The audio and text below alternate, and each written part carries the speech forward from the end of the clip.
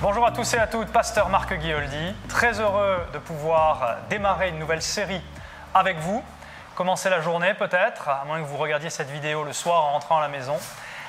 Une série qui va nous parler du baptême dans le Saint-Esprit. Ô combien important pour le croyant, ô combien développé dans les Écritures, et on va voir au fil des épisodes plusieurs aspects de cette question très importante. On va commencer par la prière. Seigneur, vraiment, je te suis reconnaissant pour la vérité, pour la lumière de ta parole. Elle est vraiment, vraiment la lumière sur notre sentier, Seigneur. Elle est vraiment la lampe à nos pieds. Et nous te sommes reconnaissants parce que je te demande vraiment, par le Saint-Esprit, d'éclairer l'intelligence, le cœur, l'acuité spirituelle de ceux qui vont écouter cette vidéo et de moi, qui partage cet enseignement, cette exhortation. Et je te suis vraiment reconnaissant pour cela au nom de Jésus, pour les beaux résultats qu'on va voir dans les vies des uns des autres. Nous te bénissons au nom de Jésus. Amen. Amen. Alors évidemment, qui parle du baptême dans le Saint-Esprit ne peut pas faire l'impasse de Actes chapitre 2. Je vous propose de le lire ensemble. Actes chapitre 2, versets 1 et suivant. Lorsque le jour de la Pentecôte arriva, alors on va prendre notre temps. On va prendre notre temps au fil des émissions pour décrypter un petit peu tout cela. Déjà, la Pentecôte, ce mot n'existe pas. À vrai dire, ce mot n'existe pas dans le sens où c'est un mot grec qui nous parle de 5 x 10, 50. Mais il faut bien comprendre que les Juifs qui étaient à Jérusalem à ce moment-là, ils ne célébraient pas la Pentecôte, mais ils célébraient Shavuot.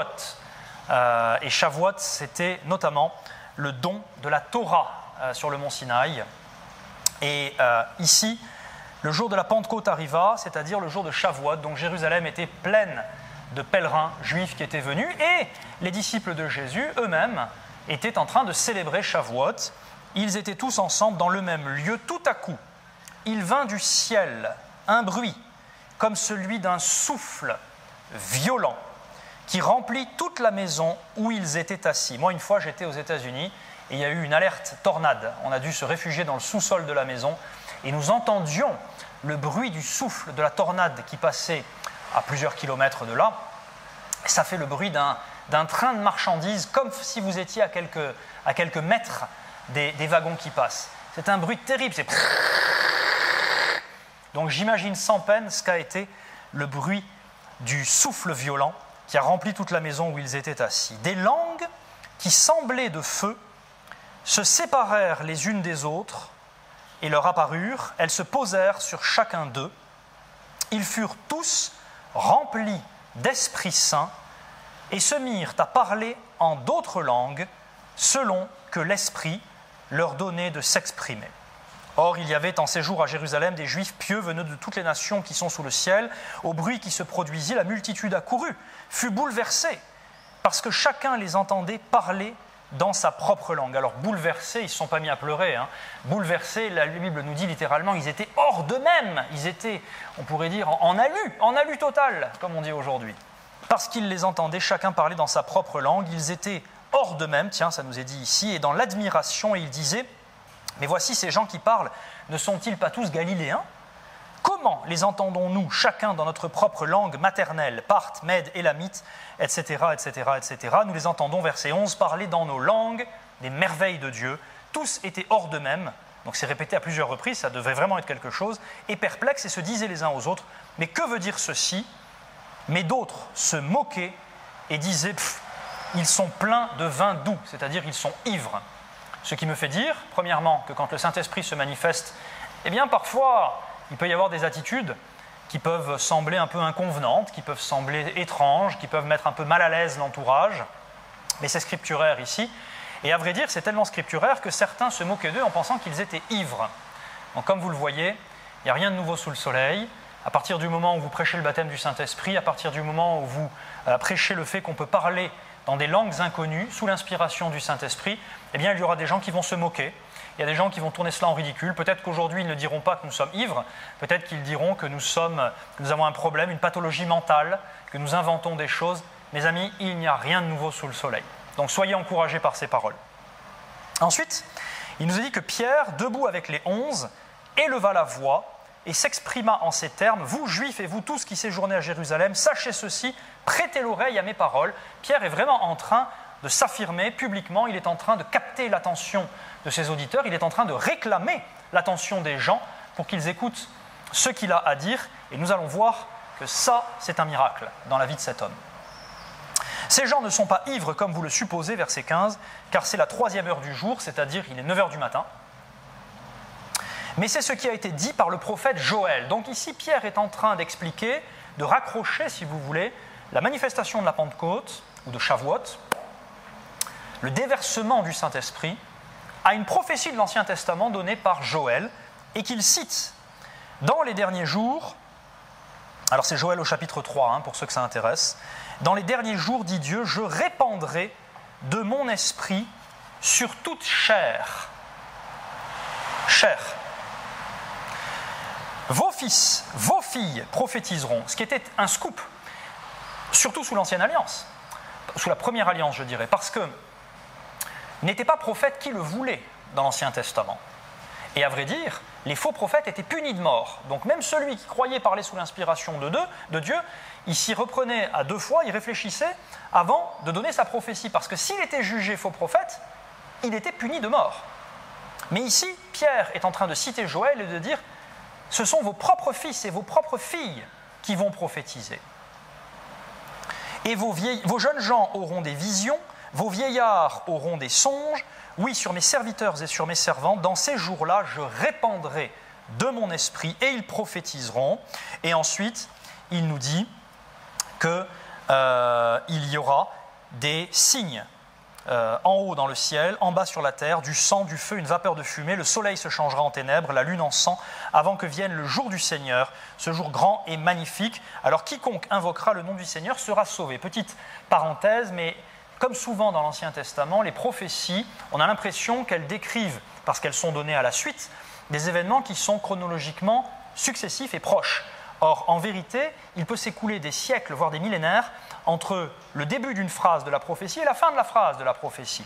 Ici, il est question du déversement du Saint-Esprit, et clairement, c'est l'accomplissement de la prophétie de Joël, de la première partie de la prophétie de Joël, mais ensuite, il est question du jour du Seigneur, et cela, on sait que ça sera à la fin de la fin des temps. Donc, vous voyez que la prophétie de Joël, elle est séparée de plusieurs siècles entre son début et sa fin. Ici, il nous est dit ensuite, Israélites, écoutez ces paroles, etc. Et puis il continue, versets 36 à 39, en disant « Que toute la maison d'Israël sache donc avec certitude que Dieu a fait Seigneur et Christ ce Jésus que vous avez crucifié. » Après avoir entendu cela, ils eurent le cœur vivement touché, et ils dirent à Pierre et aux autres apôtres « Frères, que ferons-nous » Pierre leur dit « Repentez-vous, et que chacun de vous soit baptisé au nom de Jésus-Christ pour le pardon de vos péchés, et vous recevrez le don du Saint-Esprit, car la promesse, mais de quelle promesse parle-t-on?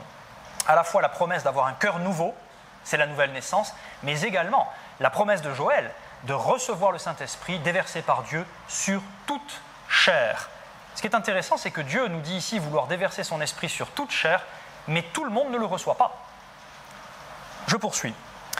La promesse donc est pour vous, pour vos enfants, et pour tous ceux qui sont au loin, en aussi grand nombre que le Seigneur notre Dieu les appellera. Donc, il n'y a pas de restriction dans ce déversement du Saint-Esprit. Au contraire, je dirais que c'est assez ouvert et que toute personne qui accepte, eh bien ici, il nous est dit la repentance, d'être baptisé au nom de Jésus-Christ, pour le pardon des péchés. Alors, ça n'est pas forcément le baptême d'eau dont il s'agit, mais je ne m'étends pas là-dessus. Quand on dit baptisé en Christ, ça peut vouloir dire la nouvelle naissance. Je suis intégré, immergé par le Saint-Esprit dans le corps de Christ, qui est l'Église universelle. Et vous recevrez le don du Saint-Esprit. Donc on voit qu'ici, il y a un ordre qui est le salut, la repentance, le salut, le baptême du Saint-Esprit, éventuellement le baptême d'eau avant ou après celui du Saint-Esprit. Mais on voit que c'est très ouvert et que nous sommes tous invités à le recevoir en même temps que la nouvelle naissance, ou concomitamment à la nouvelle naissance, je dirais. Et puis, je terminerai en rappelant que Jésus avait annoncé ce baptême du Saint-Esprit. Il l'avait annoncé dans Luc au chapitre 24, versets 46 à 49. On va les lire rapidement ensemble. Luc 24, 46 à 49. Il leur dit « Ainsi il est écrit que le Christ souffrirait, qu'il ressusciterait d'entre les morts le 3e jour, et que la repentance en vue du pardon des péchés serait prêchée en son nom à toutes les nations, à commencer par Jérusalem. Voici, vous en êtes témoins. Et j'enverrai sur vous ce que mon Père a promis, mais vous, restez dans la ville jusqu'à ce que vous soyez revêtus de la puissance d'en haut. Donc ici, c'est clair, nous devons prêcher la repentance, nous devons être ses témoins, mais il a dit clairement à ses disciples, néanmoins, vous attendez à Jérusalem de recevoir ce que le Père a promis, c'est-à-dire le Saint-Esprit, afin d'être des témoins efficaces et remplis de puissance. Et puis dans Actes, au chapitre 1, versets 4 à 8, comme il se trouvait avec eux, il leur recommanda de ne pas s'éloigner de Jérusalem, c'est ce qu'on a vu, mais d'attendre la promesse du Père, dont leur dit-il, vous m'avez entendu parler.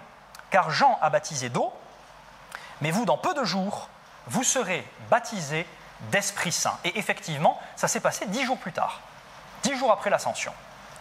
Eux donc réunis demandèrent, Seigneur, est-ce en ce temps-là que tu rétabliras le royaume pour Israël? Il leur répondit, ce n'est pas à vous de connaître les temps ou les moments que le Père a fixés de sa propre autorité, mais vous recevrez une puissance, dynamis en grec. C'est un baptême de puissance que le baptême du Saint-Esprit. Celle du Saint-Esprit survenant sur vous, non pas en vous, mais sur vous.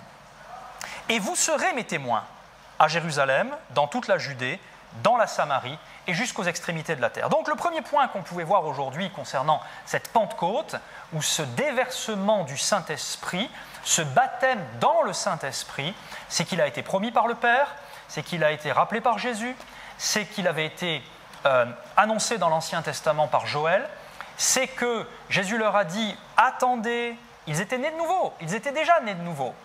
Depuis qu'ils avaient vu Jésus ressuscité, vous le lisez à la fin de l'évangile de Jean, il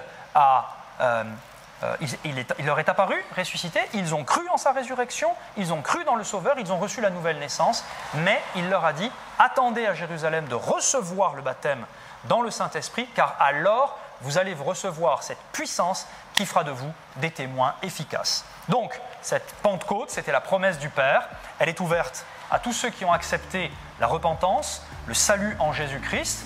Pourquoi pas vous? Nous allons en parler dans d'autres sessions. Je vous donne rendez-vous dans un prochain épisode.